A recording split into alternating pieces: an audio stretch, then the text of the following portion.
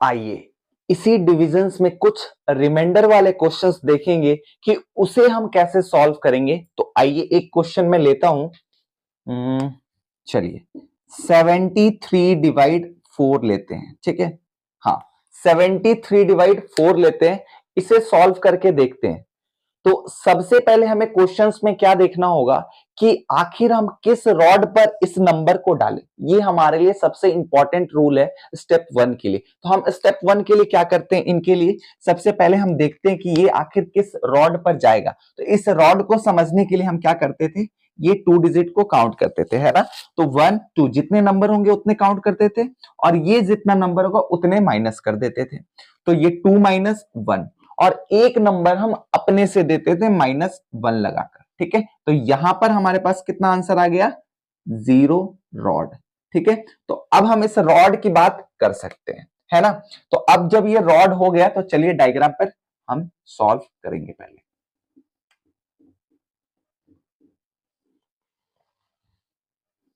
तो ये हमारा वंस रॉड है, ये 10 और ये 100, और ये हमारा 0। अब 1 2 जो भी आप इधर पकड़ लो 0 के बाद, है ना।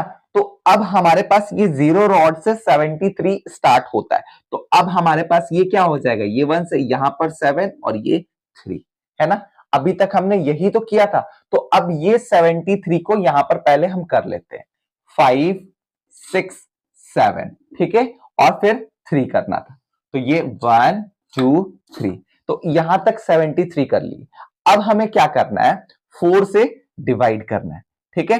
तो 4 से जब डिवाइड करेंगे तो हमारे पास कितना हो, 1 2 2 रॉड्स है ना। तो इधर के 2 रॉड्स पे हमें काम करना है, क्योंकि सेकंड रॉड पर मल्टीप्लाई करेंगे तो सेकंड वाला यूज करना है। और ध्यान रखना है कि हमारा जब भी आंसर आएगा इस यूनिट डॉट पॉइंट पर आएगा, वंस रॉड पर आंसर आएगा, ध्यान रखना है।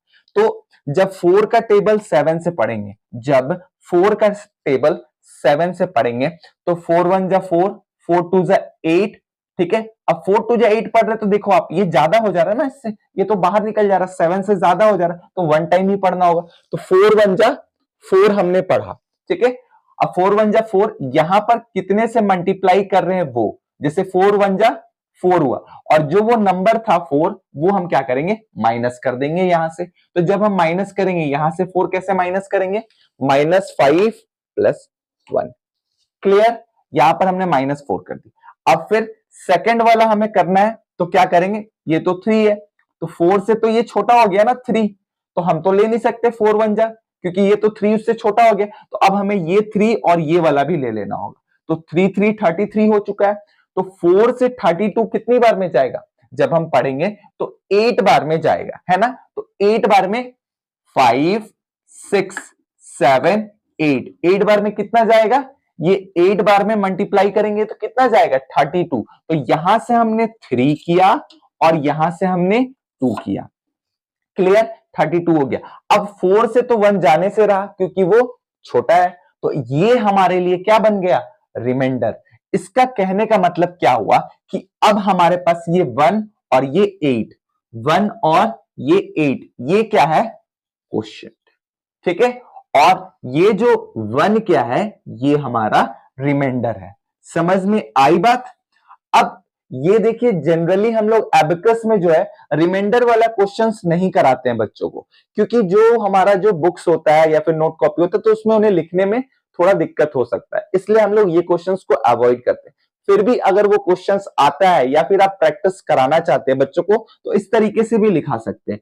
यहां पर हमने 18 लिखा और फिर ये ब्रैकेट में करके ये 1 लिख दिया, तो वो रिमाइंडर हो गया। इस तरीके से भी हम कर सकते हैं, ठीक है।